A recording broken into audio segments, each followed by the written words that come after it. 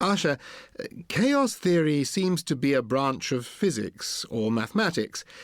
You're an economist, so how does it influence your line of work? Well, in a number of ways.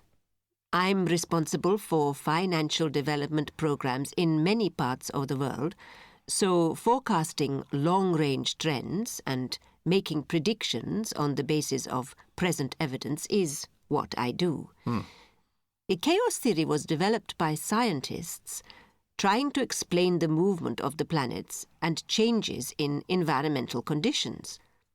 Both of these things are also about making long-term predictions on the basis of present evidence. Are many economists involved in this field? An increasing number. In the 1990s, a lot of economists began to look at chaos theory as a way of providing models for forecasting. What kind of models are we talking about here? Well, that's a good question because, of course, the basic idea of chaos theory is that there aren't any models as such. There aren't guaranteed forms, but rather patterns of change and development. Doesn't that mean that forecasting is impossible? No, but it certainly makes it more of a challenge. Mandelbrot, who did the experiment with stock exchange prices, for example, noted that although the outcomes were variable, there were in fact certain constants.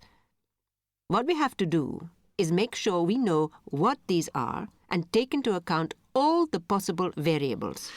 But do economics and finance work in the same way as weather conditions or the movement of plants? Well, no, of course not. But there are certain underlying similarities. In the past, people thought of these things as linear systems. Now we know they're not. What do you mean by linear system? Well, for example, in a classic linear system, if I do A, then I know that B will happen and C will occur as a result of this, and so on. But according to chaos theory, a number of variables can change what will happen between A and B, and then between B and C. Sounds complicated. Yes. Well, it is complicated. There's no escaping that.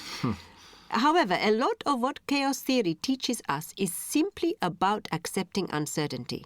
We have to accept uncertainty. We can't guarantee that things will turn out as we planned them when working with complex, non-linear systems, nor sometimes with simple systems.